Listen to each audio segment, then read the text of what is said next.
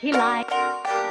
Again, to round things up, I want to show you a video because one of the things we found fun is that the driving of an EV by itself is already different experiences. And one thing is the acceleration, the instant torque, but the other one is the quiet. It doesn't.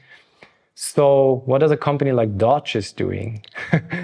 If I know the company, they're probably just adding some sound. They're adding some sound. And this is a video from August 2022.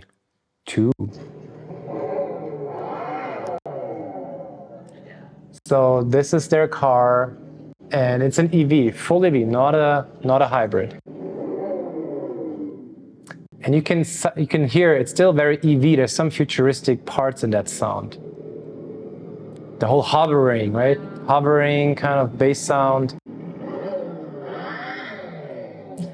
Yeah, I think that's a very interesting function because probably the first impression or reaction from people would be that it's just like you have to keep being annoying to people around you, even you're driving an EV. Yeah. But I do see other part of it as well because like those cars, the sound is not just for the people or the pedestrians or the cars around you, but also for the driver. I mean, if you want to have a Dodge, you want to have that sound. So they're trying to make this new, I don't know if it's annoying. You want to have that, normally the nice sound of a V8 motor. It's some people just enjoy it. I mean, you can discuss forever if that's enjoyable or not. It's funny, annoying because they don't have it. But and they called their exhaust system a frasotonic chambered exhaust. So the whole purpose of their exhaust system is to produce a sound reminiscent of traditional V8 engines associated with these muscle cars, right? So that's there. Yeah. The exhaust system uses chambers, plenums, pipes, and an exhaust outlet to create a sound by moving air through a speaker box. It's not only speakers. They're using actually the EV sound and tune it and tweak it.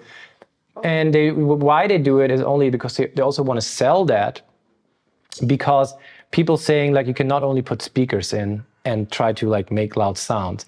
So they're like saying, no, it's just an, it's an actual exhaust system from there's some sound electric motors do.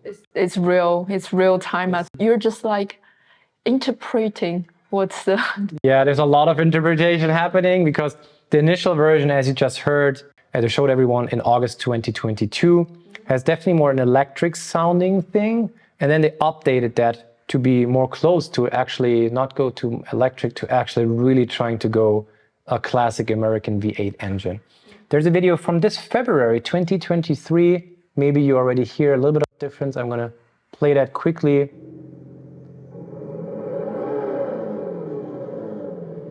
Little lower pitch, more bass. I think, again, there's like a whole system out of chambers, plenums, pipes, and then there's some speakers somewhere in the car. I don't know exactly the precision. Towards outside. Yeah.